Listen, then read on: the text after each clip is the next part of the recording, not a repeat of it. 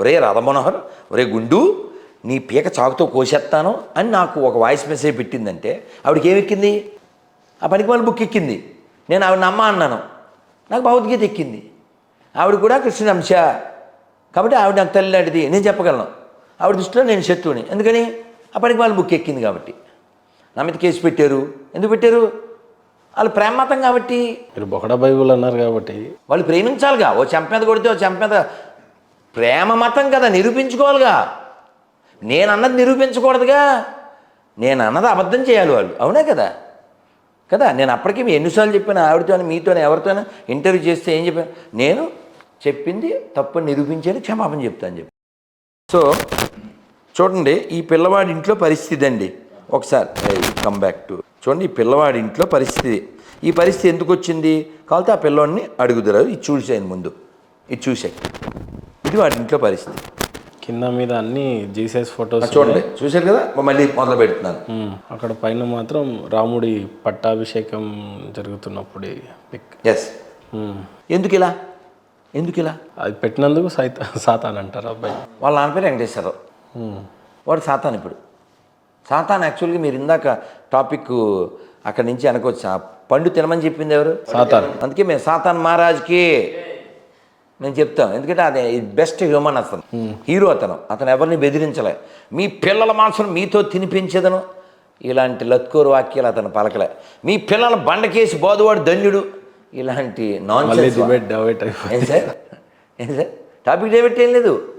మన ధర్మము అధర్మం రెండూ మాట్లాడుతున్నాం. ప్రపంచవ్యాప్తంగా ఇస్కాన్ పెరగడం వలన వెజిటేరియనిజం పెరిగింది.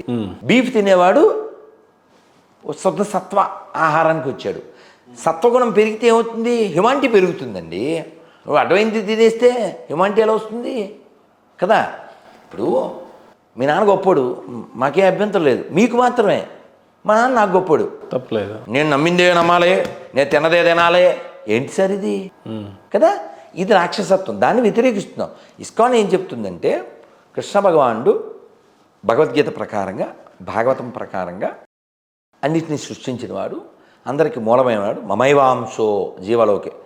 సో దాన్ని శంకర, మధ్వ, రామానుజ ఆచార్యులు అంతా ఒప్పుకున్నారు. అన్నమయ్య ఏమంటాడు అలా చూపిస్తూ?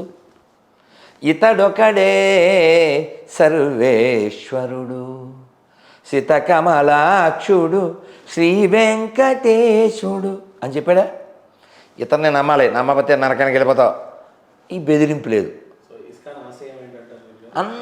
అందరూ ప్రశాంతంగా ఆనందంగా భక్తి చేయండి. ఇప్పుడు నేను అడిగబోయే ప్రశ్నతో నవ్వొద్దు కాదు, కోప్పడకూడదు. మరి మీరు కోపం ఎందుకు రాకూడదు అన్నానంటే, కామం అనేది మన సబ్జెక్టేనా? భగవద్గీతలో చెప్పారు. సెక్స్ అంటే మీ దృష్టిలో ఏంటి చెప్పారు భగవద్గీతలో? ధర్మ అవిరుద్ధో కామోస్మి. కృష్ణుడు భగవద్గీత చెప్పాడు, I'm the sex which is not against ధర్మ. భగవద్గీత చదవాలి. ధర్మానికి విరుద్ధం కాని కామం నేనే అని చెప్పాడుగా. ధర్మ అవిరుద్ధో కామోస్మి. ఏంటి వాట్స్ రాంగ్? ఇప్పుడు మీరు అన్నమయ్య సినిమా చూశారుగా. స్వామి అని ఎటకారంగా చెప్తాడుగా అన్నమయ్య వెంకటేశ్వరతో. మీకు ఏం కనపడుతుందంటే ఏం చెప్పాడు? తల్లిదండ్రులు చేసే సృష్టి కార్యం అని చెప్తాడు. మొత్తం దిగిపోద్దిగా ఆయనకి కదా. కాబట్టి జన్మ దేనికి అనేది మనకి 3 చాలా ముఖ్యమైనవి. ఏమిటి ఆ 3? ఇంగ్లీష్లో MOOD 3 కాదు, తెలుగు 3. ఏమిటవి? ఆ 3 ఏమిటంటే, ఫస్ట్ దుర్లభం మానుషం జన్మం. దుర్లభం, రేర్. ఈ భర్త చాలా రేర్ అండి, మళ్ళీ రాదు. నువ్వెవడవో పుట్టి పెరిగి ఇప్పుడు నువ్వు మాట్లాడుతున్నావు, రేపు లేకపోతే నీ పేరు రాధమాధవ దాస్ కాదు, మహేంద్ర కాదు, సుబ్రహ్మణ్యం కాదు, ఏం కాదు. ఒరే శవానికి బొట్టెట్టారా, శవానికి నీళ్ళు వేసారా, ఏంటి నీ పేరు అదే. అందుకని ఆ శవం అయ్యే లోపల శివాన్ని తెలుసుకో, అది మన శాస్త్రం చెప్పేది. అందుకని బెస్ట్ 2 అక్షరాలు 3 అక్షరాల కోసం కొట్టుకు చచ్చిపో అని చెప్పట్లే. అందుకని ఆ మూర్ఖ మతాల నుంచి దూరంగా ఉండండి అని చెప్పేది. అది వైరస్. అది సెక్స్లో కూడా మరి ఎందుకు స్వామి చెప్పండి. టాపిక్ అదే, దీన్ని వేస్ట్ చేసుకోవద్దు. దుర్లభం మానుషం జన్మం. జన్మ ఎలా వచ్చింది? జన్మ అమ్మా నాన్న కలయిక వల్ల కదా. ఈ జన్మ దేనికి వచ్చింది? నువ్వు మళ్ళీ పుట్టకుండా ఉండడానికి. దుర్లభం మానుషం జన్మం, దుర్లభం ముముక్షత్వం, మోక్షం పొందడానికి. దుర్లభం మహాపురుష సంశయం. మహాత్ముల యొక్క అసోసియేషన్ అంటాం ఇంగ్లీష్లో. ఆ సాంగత్యం చాలా దుర్లభం. కాబట్టి మళ్ళీ పుట్టకుండా ఉండడానికి పుట్టుకు తప్ప. మళ్ళీ అన్నమయ్య తిడతాడు, చెప్పడు. అన్నమయ్య తిడతాడు. ఏమని తిడతాడు తెలుసా? ఎక్కడి మానుష జన్మం బెత్తిన ఫలమేమున్నది, నిక్కము నిన్నే నమ్మితి నీ చిత్తంబికను, నీ చిత్తంబికను. విడువను ఆహారంబును విడువను నా దుర్గుణములు, విడువను మిక్కిలి ఆశలు మాధవ నీ మాయా. విడిచెద సత్కర్మంబులు విడిచెద నాచారంబును, విడిచెద గురువును దైవము మాధవ నీ మాయా. అనమే లాస్ట్ చరణంలో చెప్తాడు. అంత అద్భుతంగా ఉంటుందంటే, తగిలెద బహుళంపటముల తగులను మోక్షపు మార్గము తలపున ఎంతైనా, నగి నగి నన్నేలిన శ్రీ వెంకటేశ్వర నాకా ఈ మాయా. కాబట్టి ఈ శరీరానికి ఆహార నిద్ర భయమైథునాంచ. మైథునం అంటే సెక్స్. ఆహారం శరీరానికి అవసరం. భయం ఉంటుంది, ఇది ఎవరన్నా ఏం చేస్తారేమో. మైథునం అవసరమైన వాళ్ళు. చివరిది ఆహార భయ నిద్ర. ఈ 4 కామన్. పశువుకైనా జంతువుకైనా మనిషికైనా కామన్. ఒకడు ప్లేట్లో ఇలా కూర్చుని బల్ల మీద బంగారు పల్లెల్లో తినచ్చు, ఒక్కొక్క రోడ్డు పక్కన తినచ్చు, కానీ ఫీలింగ్ తినడమేగా, అవునా? కాబట్టి ఈ మార్పు ఆ ప్లేట్లోనో దీంట్లోనో లేదు. మార్పు కేవలం నీ ఆలోచన ఆచరణ దాన్ని బట్టే ఉంది.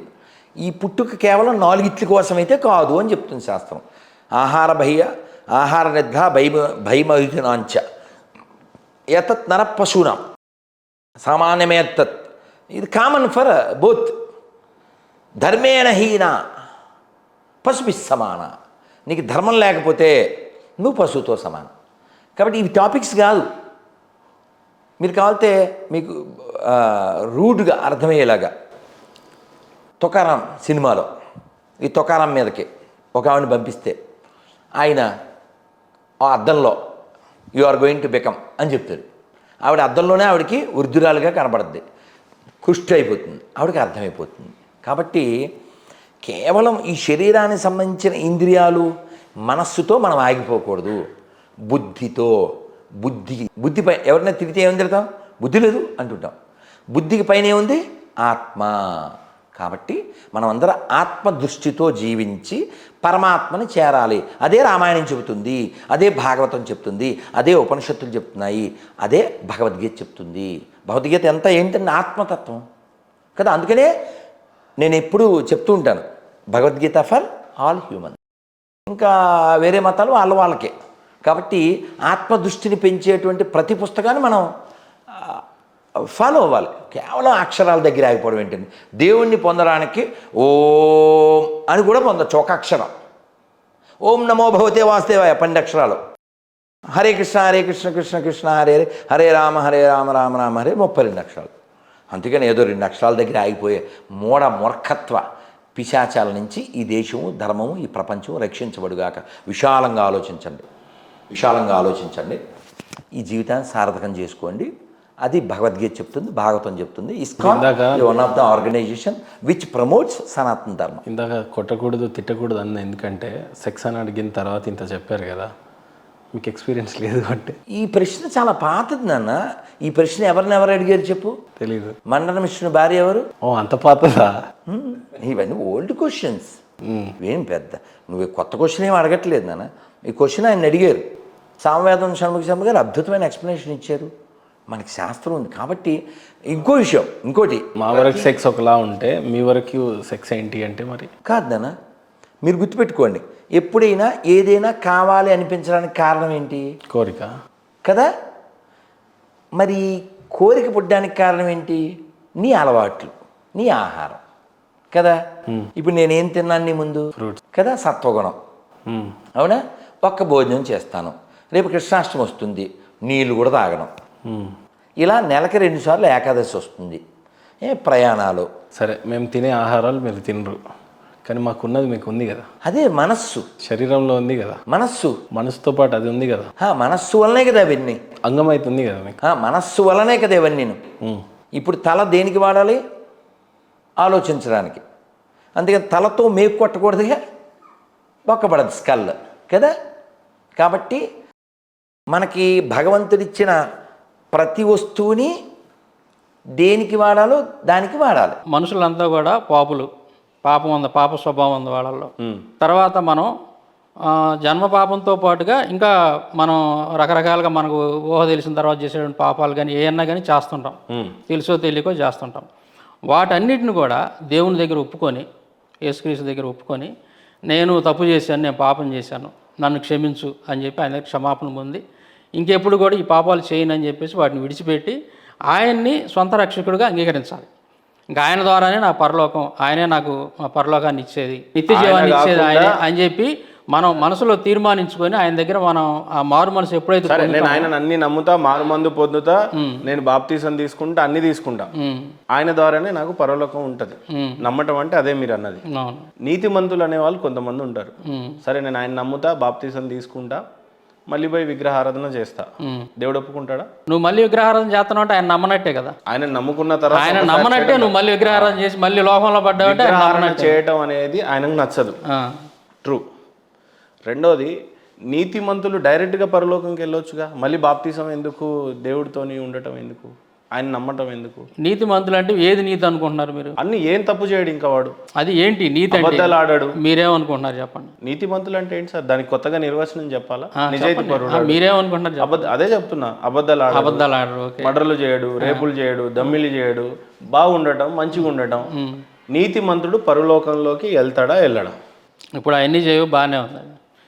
అందుకే వాటిని ఏమంటాడంటే బైబిల్లో నీ నీతి క్రియలన్నీ కూడా మురికి గుడ్డల్లాగా కనపడుతున్నాయి అంటాడు.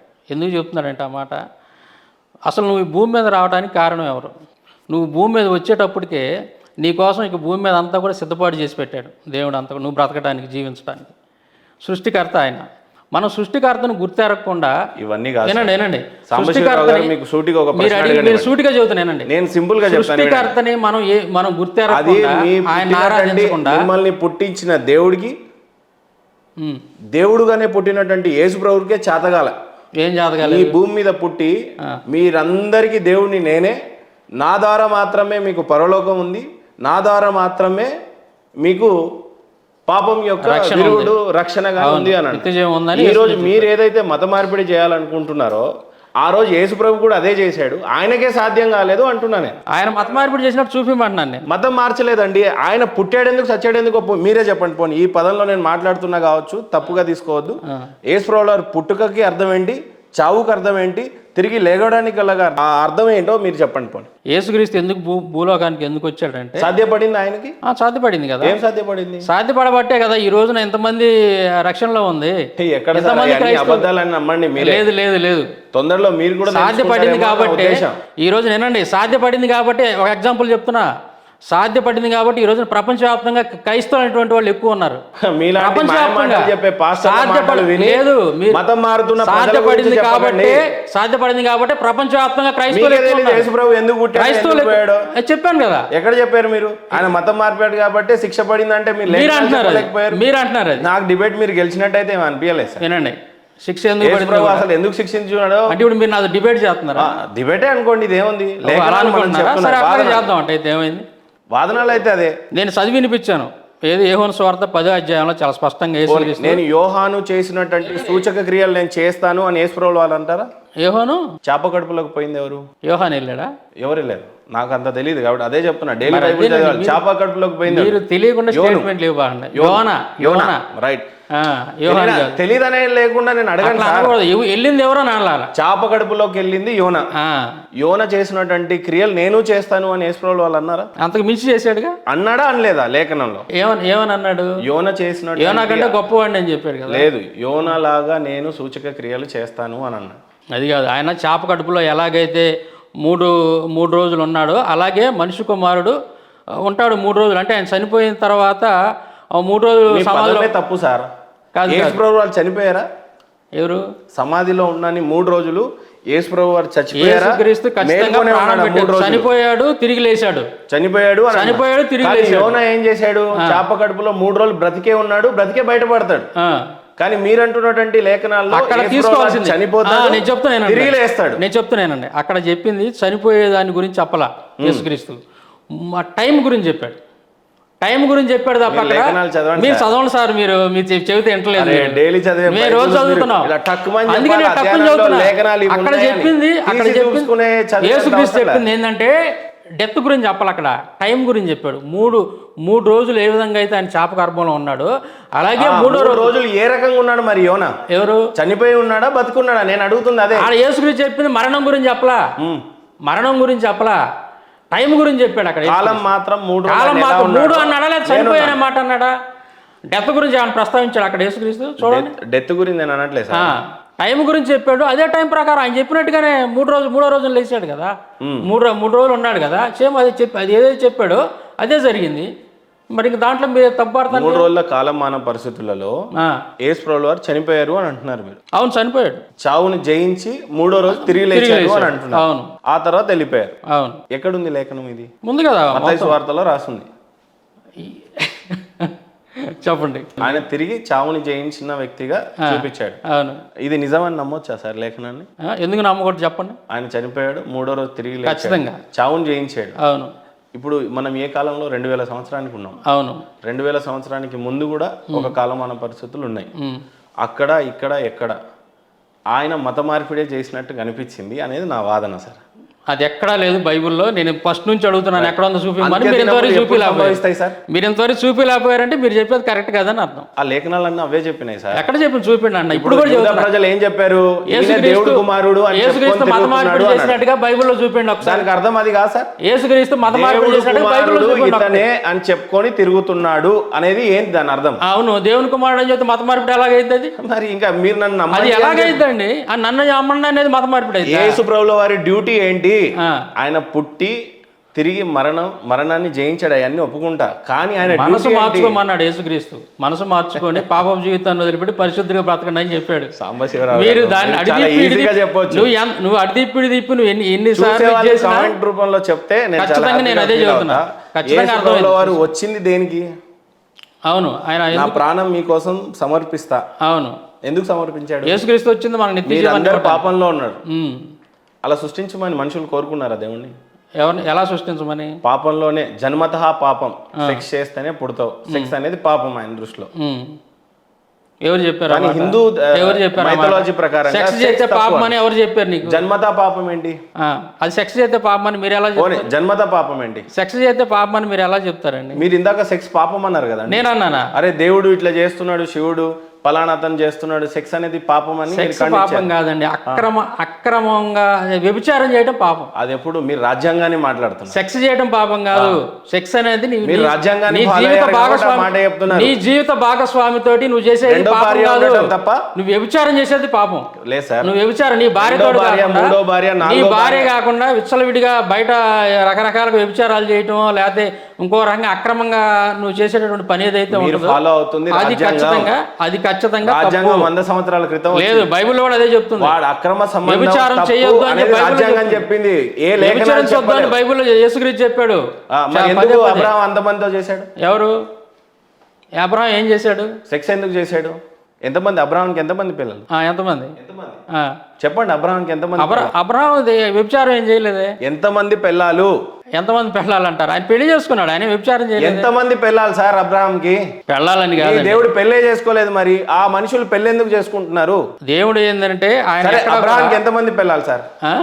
అబ్రహాము, శారా, తర్వాత హాగరు, తర్వాత కెతూరా అని చెప్పేసి వీళ్ళని చేసుకుంటాడు. సారా తర్వాత వచ్చిన ఆవిడెవరు? కెతూరా. ఎక్కడి నుంచి వచ్చిందామా? ఎక్కడి నుంచి వచ్చేది? పెళ్లి కాకుండానే అబ్రహాంకి డైరెక్ట్ పెళ్ళమా ఇంకొకరు పెళ్ళమా? భార్య చనిపోయిన తర్వాత, శారా చనిపోయిన తర్వాత కెతూరాని పెళ్లి చేసుకుంటాడు. ఎవరు సార్ అమ్మా? ఎవరైంది? అమ్మ వీళ్ళ సారా వాళ్ళ సిస్టరా? ఎవరు? కాదు, ఆవిడ వేరే. చుట్టాలలో చేసుకున్నా ఆవిడ వేరే. మూడో ఆవిడ ఎవరు? మూడో ఆవిడ కెతూరా అని చెబుతుంది. హాగరు అనేటువంటి ఆవిడ. ఆవిడ ఉన్నప్పుడు థర్డ్ ఆవిడ వచ్చిందా? హాగరు అనేటువంటి ఆవిడ. ఫస్ట్ ఆవిడ సారా చనిపోయినప్పుడు మీరు రాజ్యాంగబద్ధంగా మాట్లాడారు, లేఖనాల ప్రకారంగా మాట్లాడి రాజ్యాంగం ఏంది? రాజ్యాంగం ఏంటి? ఒక పిల్ల ఉన్నప్పుడు ఇంకో దాన్ని చేసుకోవద్దు, లేదు ఒక పిల్ల ఉన్నప్పుడు ఇంకొకరితో సెక్స్ చేయడం తప్పు. ఇదంతా రాజ్యాంగం కల్పించినటువంటి హక్కు అనొచ్చు. మరి బైబిల్లో యేసుక్రీస్తు ఏం చెప్పాడు? మరి యేసుప్రభు పెళ్ళే చేసుకోలేరు, మరి మీరందరూ ఎందుకు పెళ్లి చేసుకుంటున్నారు? నీ భార్య ఉన్నాగా నువ్వు భార్యను విడిచిపెట్టి ఇంకో. నేను అదే అన్నా సార్, మనుషులు ఆలోచించే విధానంలో సెక్స్ తప్పు, అది రాజ్యాంగం తెలిసినటువంటి మానవ సెక్స్ తప్పు అనేది చెప్తున్నారు. నీ జీవిత భాగస్వామితో చేసే తప్పు కాదు. నువ్వు వ్యభిచారం చేస్తే తప్పు. అది వ్యభిచారం చేయలేదు. వ్యభిచారం అని అంటే నువ్వు బయట ఎంతమంది అయినా తిరుగుతావు, అది అది అంత వ్యభిచారం కింద. రాజ్యాంగబద్ధమైనది మీరు చెప్తున్నారు. రాజ్యాంగం కాదు, దేవుడు కూడా అదే చెప్పాడు బైబిల్లో దేవుడు అదే చెప్పాడు. వ్యభిచరించవద్దు, వ్యభిచరించిన వాళ్ళు రాళ్లతో కొట్టి సంపాదన బైబిల్లో. వ్యభిచారం చేయొద్దు అంటే ఏంటో చెప్తానండి. దాని ఎగ్జాంపుల్ కూడా ఎగ్జాంపుల్ కూడా చెబుతా. వ్యభిచారం వలన పట్టబడినటువంటి ఒక స్త్రీని తీసుకొచ్చి యేసుక్రీస్తు దగ్గర తీసుకొచ్చినప్పుడు ఆమెతోడు చెబుతాడు, నువ్వు ఇంకా వ్యభిచారం చేయొద్దు, నువ్వు పాపం చేయొద్దు అని చెప్తాడు. వ్యభిచారాన్ని పాపంతో చెప్పాడు యేసుక్రీస్తు. బైబిల్లో స్పష్టంగా ఉంది. మీరు రాజ్యాంగం ప్రకారం అంటారేంది? బైబిల్ ప్రకారం తప్పది. యేసుక్రీస్తు స్వయంగా చెప్పాడు, చేసుకోకుండా వేషిలా తిరుగుతుంది, అలా చేయటం తప్పు అని చెప్తాడు. ఎలా చేయటం తప్పు అని చెప్తాడు? వ్యభిచారం చేస్తుంది, పెళ్లి చేసుకోకుండా జరుగుతుంది అందరితోని బైబిల్లో. వ్యభిచారం అంటే ఇంకా అంతే కదా, పెళ్లి లేకుండానే ఆవిడ ఆ విధంగానే తిరుగుతా ఉంది. అయితే ఆవిడ పట్టుకొచ్చారు కొంతమంది. మత్తయి సువార్తలోనే ఉంటది ఇది కూడా. అది ఎప్పుడు 2000 సంవత్సరానికి ఇక్కడ ఆల్రెడీ ట్రేడ్ అనేది సరిపోయింది, అంటే బిజినెస్ అనేది జరిగిపోయింది. అప్పుడు కూడా ఒక రాజ్యాంగం నడిచిపోయింది. నేను మాట్లాడుతుంది మైథాలజీ స్టోరీలో ఒక 7000 సంవత్సరాలు, 10,000 సంవత్సరాలు, 20,000 సంవత్సరాలు, 30,000 సంవత్సరాల క్రితం మీరు మాట్లాడుతున్న సెక్స్ తప్పు కాదు. మీకు సామర్థ్యం ఉండుంటే దాని గురించి, ఆ లేఖనాల గురించి నేను రేపు మాట్లాడతా. సెక్స్ అనేది తప్పు అని దీంట్లో చూపిండి నాకు. ఇప్పుడు మీరే చెప్పారుగా, ఏమని చెప్పాను? ఆమె వ్యభిచారం చేస్తుంటే తప్పు, రేపటి నుంచి చేయొద్దు అని చెప్పి బైబిల్. వ్యభిచారం వేరు, సెక్స్ వేరే, అది కూడా తెలియదా మీకు? అరే వ్యభిచారానికి సెక్స్ తేడా ఏంటంటే, మీకు అక్రమ సంబంధాలు తప్పండి. చెప్పానండి, నీ భార్యతోటి నువ్వు సెక్స్ చేసేది, వినండి మిమ్మల్ని నీ భార్యతోటి మీరు సెక్స్ చేసేది క్రమం, అది అక్రమం కాదు, అది వ్యభిచారం కాదు, అది తప్పు కాదు. బైబిల్ ఎక్కడ కూడా దాన్ని ఖండించాల. ఒకటే వినండి చదువుతాను. పెళ్లి ఎందుకు చేసుకోలేదు చెప్పండి? అవును, ఎందుకు చేసుకోవాలి? ఎందుకు చేసుకోవాలి? ఉద్దేశం ఏంటి? ఆయన పుట్టే ఉద్దేశం ఏంటి? అవునండి, ఆయన పెళ్లి చేసుకోవడానికి చదువుతున్నా. యేసుక్రీస్తు ఎందుకు పెళ్లి చేసుకోలేదంటే, ఆయన ఈ భూమి మీదకి వచ్చింది పెళ్లి చేసుకోవడానికో పిల్లల్ని కంటానికో కాదు వచ్చింది. ఆయన వచ్చినటువంటి ముఖ్యమైన ఉద్దేశం ఆయన ప్రాణం పెట్టాలి. ఇక్కడ సర్వ మానవాళి యొక్క పాపాలు పోవాలి అని అంటే ఆయన శిలువ మీద ప్రాణం పెట్టాలి, రక్తం చిందించాలి. దాని ద్వారా వినండి, ఆయన రక్తం చిందించబడితేనే ఆ రక్తం ద్వారా పాప క్షమాపణ. అందుకోసం ఆయన భూమి మీదకి వచ్చాడు, మనకు నిత్య జీవాన్ని ఇవ్వడానికి ఆయన భూమి మీదకి వచ్చాడు. అంతే తప్ప పెళ్లిళ్ళు చేసుకోవడానికి లేదా ఒకళ్ళు 10 మంది 20 మందిని పెళ్లి ఎందుకు చేశాడు? ప్రవచనాలు ఎందుకు చేశాడు? ప్రవచనాలు సూచక్రియలు కానీ దీనికి సంబంధం ఏముంది? చేస్తాడు ఆయన, దేవుడు కాబట్టి. ఇలా బతకండి, ఇలా బతకకూడదు అని చెప్పడానికే కదా ఆయన వచ్చింది. అవునా కదా? అది ఒకటే కాదు, ఇప్పుడు నేను చదివి చూపించాను కదా, యోహాను సువార్త 10వ అధ్యాయం. సరే నేను మళ్ళీ చదువుతానండి, మీరు ఇంటర్లేదు, మళ్ళీ చదువుతానండి ఒకసారి. మీరు మర్చిపోయినట్టున్నారు, నేను మళ్ళీ చదివి వినిపిస్తాను. సార్ అసలు జన్మత పాపం అంటే ఏంటి సార్ మీ దృష్టిలో? ఇది చెప్పినా చదువుతాను మీకు. యోహాను సువార్త 10వ అధ్యాయం 14వ వచనం. నేను గొర్రెలకు మంచి కాపరని, తండ్రి నన్ను ఎలాగో ఎరుగునో, నేను తండ్రిని ఎలాగో ఎరుగుదునో అలాగే నేను నా గొర్రెలను ఎరుగుదును. ఒక్క నిమిషం వినండి, ఆ లేఖనాలు అక్కడే ఆగండి. మీరు చదవ చెప్పండి, ఆ లేఖనం మళ్ళీ చదవండి అంటున్నాను. వినండి, తండ్రి నన్ను ఎలాగో ఎరుగునో. తండ్రి అంటే పైన యెహోవా దేవుడు, యెహోవా అయినా ప్రభు అయినా పరిశుద్ధాత్మ ఒకటే అనుకుందాము. మీరు అనుకుంటే కుదరదు, అట్లాగా బైబిల్ వ్యతిరేకంగా చెప్తుంది సార్. అది బైబిల్ మీరు అనుకుంటే కుదరదు. 15 చదువుతున్నా. తండ్రి నన్ను ఎలాగో ఎరుగునో, నేను తండ్రిని ఎలాగో ఎరుగుదునో అలాగే నేను నా గొర్రెలను ఎరుగుదును, నా గొర్రెలు నన్ను ఎరుగును. ఆ లేఖనానికి అర్థం చెప్పండి సార్. చెబుతున్నానండి. మరియు గొర్రెల కొరకు నా ప్రాణం పెట్టుచున్నాను. మీరు ఎంతసేపు కిందికి వెళ్ళి నా వల్లనే మీరు అందరు బతుకుతారని చెప్తారు, కానీ ఇక్కడ గొర్రెలు నన్ను మీరెలాగ ఎరుగుదురో మిమ్మల్ని నేను అలా ఎరుగుదును అని అంటాను. అంటే తండ్రి నన్ను ఎలాగ ఎరుగుతాడో నేను తండ్రిని ఎలాగ ఎరుగుతానో అలాగే నా గొర్రెలు నన్ను ఎరుగుతాయి. అంటే నా గొర్రెలు అంటే ఎవరు? నన్ను గొర్రెలు ప్రజలంతా కదా. అవును, ఆయన విశ్వసించినటువంటి వాళ్ళంతా కూడా ఆయన్ని గుర్తిస్తారు, ఆయన ఎరుగుతారు. అలాగే నేను కూడా మిమ్మల్ని గుర్తిస్తున్నా, నేను కూడా మిమ్మల్ని ఎరుగుదును. అంటే దాని అర్థం ఏంది? వాళ్ళ అంటే ఆయన ఆయన క్రీస్తుని నమ్మినటువంటి వాళ్ళు వాళ్ళంతా కూడా అంటే ప్రజలందరూ ఎరుగుదురని. క్రీస్తుని నమ్మినటువంటి వాళ్ళే. నా గొర్రెలు నన్ను ఎరిగిన వాళ్ళు అంటున్నాడు కదా, ఎరగని వాళ్ళు ఒక గుంపు ఉన్నారు కదా, వాళ్ళ గురించి కదా చెప్తుంది వినండి అక్కడ. ఎరిగిన వాళ్ళు ఏమంటున్నారు మళ్ళీ మంచిది చదవండి సార్ ఆ లేఖనం. అది నన్ను ఎరిగినటువంటి వాళ్ళని, తండ్రి ఎలా నన్ను ఎరిగిన వాళ్ళని నేను ఎరుగుతాను. నా తండ్రి నన్ను ఎలాగ ఎరుగునో నేను తండ్రిని ఎలాగ ఎరుగునో, దాని తర్వాత నా గొర్రెలు నన్ను ఎలాగ ఎరుగునో నేను కూడా వాటిని అలాగ ఎరుగుతాను అంటున్నాడు. అంటే ఏంది? మనం పురం ఉంది సార్ అడా, మనం పురం అంటే క్రిస్టియన్స్ వాళ్ళు ఈయన ఒకటిగా చెప్తున్నాడు. మతం ఉంది అక్కడ. దేవుని గుర్తించినటువంటి వాళ్ళు, గుర్తించినటువంటి వాళ్ళు రెండు వర్గాలు ఉన్నారు. వాళ్ళ గురించి చెబుతున్నాడు ఇక్కడ. తర్వాత చూడండి, తర్వాత నేను దాన్ని మరలా తీసుకున్నట్లు నా ప్రాణం పెట్టుచున్నాను, ఇందువలనైనా నా తండ్రి నన్ను ప్రేమించున్నాడు. ఎవడనో నా ప్రాణం తీసుకున్నాడు, నా అంతటా నేనే దాన్ని పెట్టుచున్నాను. దాన్ని పెట్టుటకు తిరిగి తీసుకున్నటకు నాకు అధికారం కలదు. దాన్ని తిరిగి అధికారం కలదు. నా తండ్రి వలన ఈ ఆజ్ఞ పొందుతున్నాను. అంటే చదువుతాను. ఈ మాటను బట్టి యూదుల్లో మరలా భేదం పుట్టాను. వారిలో ఇప్పుడు రైట్ యూదులు ఎవరు సార్ ఇక్కడ? యూదులు ఎవరు చెప్పాను కదా. యూదులు అంటే ఎవరయ్యానంటే పాత నిబంధనను అనుసరించేటటువంటి వాళ్ళు, అలాగే యాకోబు నుంచి వచ్చినటువంటి సంతానం అంతా కూడా అందరూ యూదులే. యూదుల్లోనే కొంతమంది క్రీస్తుని ఎరిగినటువంటి వాళ్ళు ఉన్నారు. అంటే క్రైస్తవులుగా ఉన్నటువంటి వాళ్ళు కొంతమంది యూదులు ఉన్నారు. లేదు, వాళ్ళు క్రీస్తుని ఎరగకుండా పాత నిబంధన మాత్రం ఫాలో అయ్యేటటువంటి వాళ్ళు కొంతమంది యూదులు ఉన్నారు. వాళ్ళు యూదుల్లో 2 రకాలు ఉన్నారు. ఒకళ్ళు క్రైస్తవులు, ఒకళ్ళేమో ఇక వాళ్ళు క్రైస్తవులు కానటువంటి వాళ్ళు. సరే, ఇలా 2 రకాలు ఉన్నారు. అది క్లారిటీ తీసుకోండి మీరు. కాసేపు ప్రశాంతంగా నాకు ఒక విషయం చెప్పండి, అడగండి. బైబిల్ గొప్పదా, ఖురాన్ గొప్పదా? నేను గొప్పదా లేకపోతే ఇంకోట అనేది అట్లా చెప్పడం తప్పు అయిద్దండి. అది భయపడడం ఏముంది సార్, ప్రాణం పోతే పోతుంది. అది ఇప్పుడు బైబిల్ గొప్పదా ఖురాన్ అంటే నా నమ్మకంలో బైబిలే గొప్పది. ఖురాన్ ఎందుకు కాదో చెప్పండి. నేను చెప్తున్నాను. బైబిల్ రాసినటువంటి 600 సంవత్సరాల తర్వాత ఖురాన్ రాయబడింది కాబట్టి నేను దాన్ని విశ్వసించట్లేదు. నేను కేవలం బైబిల్ మాత్రం విశ్వసిస్తాను. బైబిల్ ముందుంది కాబట్టి. ఖురాన్ ఎట్లా సృష్టించారు అని అంటే నేను దాని గురించి పట్టించుకోను. నాకు అనవసరం అది. అదేం సార్ ఎంతసేపు మీరు అదే నేను చెబుతుంది. నేను ఎందుకు నేను పట్టించుకోనంటే ముందు రాయబడింది బైబిల్లో ఉన్నటువంటి విషయాలే ఖురాన్లో కూడా చాలా వరకు ఉన్నాయి. అంటే వేదాలు మీకంటే ముందు రాసినాయి. ఎవరు చెప్పారు? ఎవిడెన్స్ ఇవ్వండి, తీయండి. వేదాలు ముందు రాసిన తీయండి. అసలు మీరు ఏమన్నా రామాయణం ఎప్పుడు రాశారు? చెప్పండి, ఎప్పుడు రాశారు? రామాయణం ఎప్పుడు రాశారు తెలియదు. నేను 7,000 సంవత్సరాల క్రితం అనే మాట ఎప్పుడు రాశారు సార్? మొన్న రాశారా? నేను అన్నానా అనలేదు? ముందు క్లారిటీ ఉండే అన్నలేదు కాదు, వీక్షకులు తెలియాలి. నేను అన్నానా అనలేదు? వాళ్ళ పొరపాటు మర్చిపోయాను. పెత్తనం ఏమో అనిపించుకోరు సార్. రామాయణం ఎన్ని సంవత్సరాల పురాతన చరిత్రకారుడిగా వాటన్నిటి గురించి నేను మాట్లాడతా. రామాయణం 7,000 సంవత్సరాల క్రితం రాశారని నేను అన్నానా అనలేదు? ముందు చెప్పండి ప్రజలు. నేను అనలేదు, రాదు. ఎప్పుడు రాశారో చెప్పండి. మీరు అనలేదనే మాట ఒప్పుకుంటే ఓకే, నేను అనలేదు ఆ మాట. తర్వాత రామాయణం ఏ లిపిలో రాశారండి? ఏ లిపిలో రాశారు? ఎప్పుడు రాశారో చెప్పండి. అది నేను మిమ్మల్ని అడుగుతున్నా, ఏ లిపిలో రాశారు? బైబిల్ హిబ్రూలో రాశారు. మరి ఇప్పుడు అంటే మీరు చదువుతుంది తెలుగు. అట్లా కదండి, మీరు ఇక ఏ భాషలో రాశారు క్వశ్చన్ వేసుకుంటా పోతే ఇంకా అట్లాగే వెళ్ళిపోద్ది, అది ఆన్సర్ రాదు. లేదు సార్, మీరు ఎప్పుడు రాశారని అడిగారు నన్ను. రామాయణం ఎప్పుడు రాశారు? మీరు చదివిన లేఖనాల ప్రకారం రామాయణం చదివాను అని అన్నారు. అవును. రామాయణం ఎప్పుడు రాయబడింది అని నేను అడిగాను. మీరు నన్ను రివర్స్ అడిగితే ఎట్లా సార్? ఎప్పుడు రాశారని అంటున్నా. నేను మత ప్రచారం చేస్తున్నానా, మీరు చేస్తున్నారా? ఎవరు చేయట్లా, నేనేం చేయట్లా మత ప్రచారం. సరే, నేను మత ప్రచారం సండే రోజు నేను వస్తాను మీ చర్చికి. రండి, అక్కడ మతం ఖచ్చితంగా రండి. జరగకపోతే అప్పుడు చెప్తాం. రండి. మత ప్రచారం నేనే దాంట్లో ఎందుకు సార్ అట్లా మత ప్రచారం చేయనండి నేను. సరే, ఏదైనా మీరు ఒక పాస్టరా? నేను పాస్టర్ గారిని కాదు, నేను మత ప్రచారం పాస్టర్ అని రాస్తున్నారు. ఎవరు శివరావు పాస్టర్? ఎవరు రాశారు? అందరు రాస్తున్నారు. మీ దాంట్లో కూడా పాస్టర్ అని రాస్తున్నారు. మీ కామెంట్లో అలా పెడుతున్నారేమో, అది నా తప్పు కాదు కదా. మీరు ఎవరు మరి? తెలియక ఎవరు రాసుకోవచ్చు. మిమ్మల్ని ఏమనాలి? పాస్టర్ అనాలి?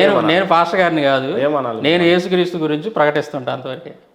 దాన్ని ఒప్పుకోవడానికి కూడా భయపడతాను. ఒప్పుకునేది ఏముంది? నేను పాస్టర్ అంటారు కదా. పాస్టర్ అంటే కాపరి అండి. మీరు కాపరి కాదు. నేను కాపరిని కాదు. కాపరి ఆయనకు ఒక చర్చ్ ఉంటుంది, కొంతమంది విశ్వాసులు ఉంటారు, ఆ పద్ధతి వేరుగా ఉంటుంది. మీరు పాస్టర్ కాదు. నేను పాస్టర్ గారిని కాదని చెప్పే కదా. మీరు ఇప్పుడు బాప్తిజం ఇవ్వరు ఎవరికి? నేనేమను